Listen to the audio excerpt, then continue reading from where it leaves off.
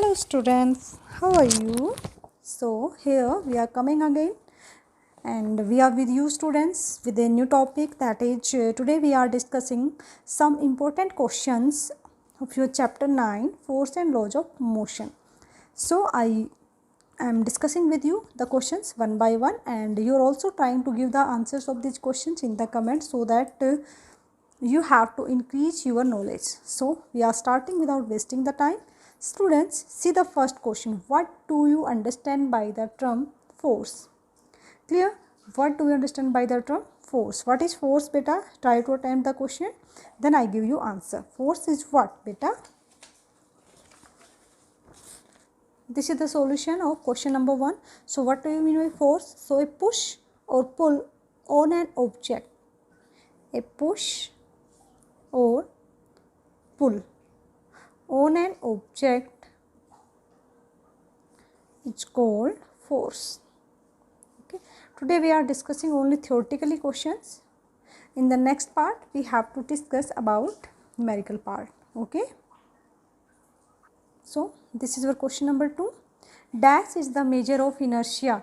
तो कौन सी वो टर्म है जो इनर्शिया को मेजर करती है बेटा? I give you 2 minute for your answer. So फटाफट आंसर कीजिएगा इसका. हाँ जी, यस. ओके, चलिए हम बता देते हैं आपको. आप अपना मैच कर लीजिएगा. आपने अपनी नोटबुक में इसका आंसर लिख लिया होगा सभी बच्चों ने. So dash is the measure of inertia. This is mass. Very good. Who is, जिसने भी करेक्ट आंसर किया, very good. Give marks to you. Okay. So our next question is बेटा, what is the linear momentum of a body at rest. अगर कोई body rest में है तो उसका लीनियर मोमेंटम क्या होगा? स्टूडेंट्स लिसन टू मी.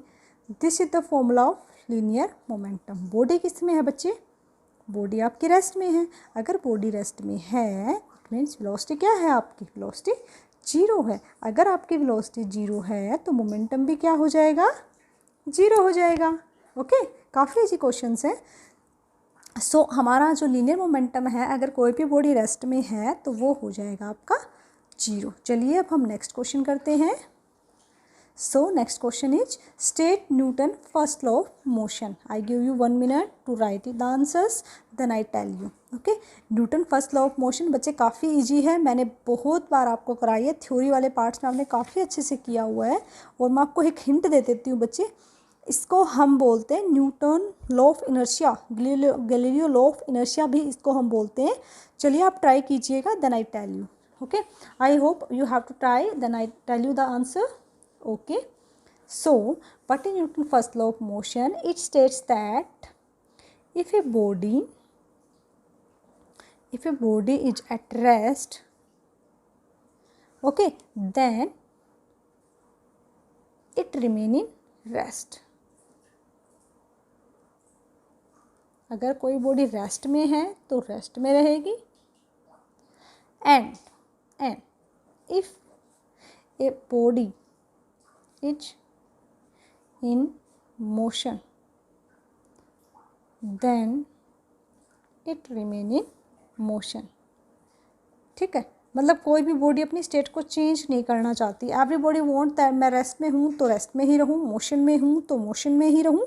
ठीक है, तो कोई भी बॉडी है तब तक वो रेस्ट में रहेगी, तब तक वो मोशन में रहेगी, जब तक कि, ठीक है, it will continue in the same stage जब तक until unless we don't apply an external force. जब तक हम उस पर कोई बाहर से force, unless we don't apply an external force, जब तक आप उस पर बाहर से कोई फोर्स अप्लाई नहीं करेंगे वो बॉडी मूव नहीं करने वाली. क्लियर? जब तक आप उस बॉडी में बाहर से फोर्स नहीं लगाएंगे वो बॉडी मूव नहीं करेगी. This is the natural state of a body. Clear? So इसको हम बोलते हैं लॉ ऑफ इनर्शिया. ठीक है बेटा जी, अब हम नेक्स्ट क्वेश्चन करते हैं. सो this is our question number 5. This is very easy question. आपको तो आई थिंक आंसर सबको पता चली गया होगा. Is force, this is our question number 5. Is force is a scalar और वेक्टर क्वांटिटी. बच्चे बताइए फोर्स क्या है? वेक्टर क्वांटिटी है या स्केलर क्वांटिटीज है? हाँ जी, give me the answer. Okay, I write the answer. Okay, firstly I give you some hint.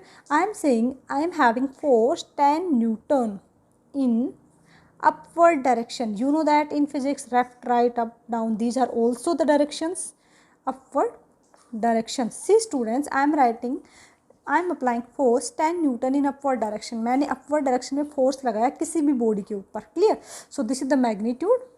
This is the magnitude and this is upward is what? This is the direction. And you know that the physical quantities which is having magnitude plus direction, वो physical quantities जिसके पास magnitude भी होता है और direction भी होती है, उसको हम क्या बोलते हैं बच्चे? Vectors. So we can say force is a, force कैसी quantity होगी बच्चे? Vector quantity होगी. Okay. Now we are doing question number 6. So this is our question number 6. This is again very easy question. The relation between Newton and dyne is. आपको Newton और dine के बीच में relation बताना है बेटा. ठीक है, चलिए इस क्वेश्चन को ट्राई करते हैं. हाँ जी बच्चे, आपने ट्राई कर लिया होगा. So I tell you what is newton and what is dyne. I tell you the difference between newton and dyne. Listen student, this is also the unit of force and this is also the unit of force. दोनों ही unit हैं force की. But बच्चे ये है आपकी SI unit और ये है आपकी सीजीएस यूनिट. ये कौन से वाली है? एसआई जो स्टैंडर्ड इंटरनेशनल यूनिट्स होती हैं हमारी, और ये हमारी सीजीएस यूनिट है. इसको आप 11th क्लास में जाओगे तो ज़्यादा एलेबोरेटेड फॉर्म में मिलेगा आपको ये. अभी आप सिर्फ इतना ही लर्न करो. ये बड़ी यूनिट होती है, छोटी यूनिट होती है. इसके कुछ सिस्टम होते हैं बेटा, जैसे एफपीएस, सीजीएस, एसआई, एमकेएस, उन सिस्टम्स की बात करी गई है. तो आप इसको डायरेक्ट याद रखो. 1 न्यूटन इज इक्वल टू 10 की पावर 5 डाइन. क्लियर? आप इसको अच्छे से याद रखें, अपने माइंड में याद रखिएगा, काफ़ी न्यूमेरिकल्स में भी आपके हेल्प करेगा. Now we are discussing question number 7. So here question number 7. चलिए इसको करते हैं. This is our question number 7. So what the question 7 is saying, if mass of a body is double. अगर आपने किसी बॉडी का मास डबल कर दिया, its velocity become half. Oh my god, ये क्या हो रहा है? मतलब मास डबल हो रहा है, वेलोसिटी हाफ हो रही है. Okay okay, then we have to tell what is the momentum. चलिए चेक करते हैं. सो वी नो द, आप ट्राई कर रहे हो, करिए, हम भी आपकी हेल्प करते हैं साथ साथ. चलिए, पी क्या होता है? M into V. सब बच्चों ने अपने आंसर्स निकाल लिए होंगे. I am just trying to help you, then I find the solution. If mass of a velocity, listen, M था मास. क्लियर? अब मास कितना हो गया है? 2m हो गया है. क्लियर? और वेलोसिटी कितनी हो गई है? v/2 हो गया है. चलिए, और हम इसका मोमेंटम निकालते हैं. अब ये हमारा p था. अब ये कह रहा है कि मास में चेंजमेंट हो गया है. तो चलिए, मतलब p डैश मास में जो चेंजमेंट हो वो तो लिखना पड़ेगा ना. मास कितना हो गया है? 2m. वेलोसिटी कितनी हो गई है? हाफ. तो 2 से 2 कैंसिल आउट हो जाएगा. तो मास कितना आ रहा है? mv. ये किसकी वैल्यू है? p की वैल्यू है. तो आप देखिए p डैश किसके इक्वल आ गया? p. इट मीन्स हमारा मोमेंटम में कोई चेंज ही नहीं हुआ. मोमेंटम में कोई चेंज ही नहीं रहा. ठीक है? तो आप बताइए बच्चे, जब हमारा मोमेंटम वहीं आया है तो मोमेंटम हमारा क्या रहेगा? सेम रहेगा. तो मोमेंटम रिमेन सेम. ये इसका क्या हो गया? Answer. Clear? And this is the solution. चलिए अब हम नेक्स्ट क्वेश्चन करते हैं. सो relation between force, mass and acceleration is given by which law of motion. आप बताइए, आपने 3 लॉ पढ़ी हैं. आप मुझे ये बताइएगा कौन सी लॉ में हमें ये बताया जाता है कि एफ, एम एंड ए में क्या रिलेशन है. चलिए जल्दी से बताइएगा. हाँ जी बच्चे, हो गया. चलिए हम बता देते हैं आपको. 9th का हमारा आंसर रहेगा 9th. सो बच्चे आप ये बताइए, हमारे ये जो फॉर्मूला हमने लिखते हैं ये कौन सी वाली इक्वेशन में निकालते हैं? सेकंड में था. तो न्यूटन की जो सेकंड लॉ है, ठीक है, न्यूटन की जो सेकंड लॉ है वो हमें बताती है the relation between force, mass and acceleration. From here we can say force is depend on the mass and force is also depend on the acceleration. इस बात का ये मतलब है कि कोई अगर m मास की बॉडी एक्सेलरेट कर रही है, कोई m मास की बॉडी एक्सेलरेट कर रही है, तो उस पर कितना फोर्स लग रहा है? F. क्लियर? ठीक है. चलिए हम नेक्स्ट क्वेश्चन करते हैं. Which law of motion define force. ठीक है, काफ़ी छोटे छोटे क्वेश्चंस हैं बट काफ़ी इंटरेस्टिंग क्वेश्चंस हैं. ठीक है बच्चे. सो आप बताइए हमें कि which law of motion define force. हाँ जी बोलिए इसका आंसर जल्दी से, इसका आंसर आपके सामने ही है बच्चे, this law, yes very good. 10th का भी क्या आएगा, Newton laws of motion, that is second law. देखिए इसी लॉ ने तो हमें बताया था कि देखो फोर्स के बारे में हमें इंट्रोडक्शन दिया था न्यूटन फर्स्ट लॉ ने, बट फोर्स की वैल्यू, हम किसी बॉडी पे कितना फोर्स लगाएंगे, वो हमें बताया था न्यूटन सेकंड लॉ ने। Okay, so now we are doing question number 11। Question number 11 is saying to us बच्चे, which physical quantities is given by product of mass and velocity. Very easy question.